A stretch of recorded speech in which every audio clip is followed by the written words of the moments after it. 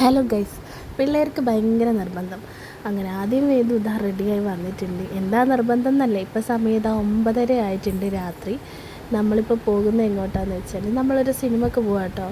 അപ്പോൾ സിനിമക്ക് പോകുന്നത് എന്താണെന്ന് വെച്ചാൽ വാഴ 2 കാണാനാണ് കേട്ടോ. എനിക്കാണെങ്കിൽ ഒട്ടും തൊണ്ട വയ്യാതിരിക്കുകയാണ്, തൊണ്ടവേദനയും പനിയൊക്കെയാണ്.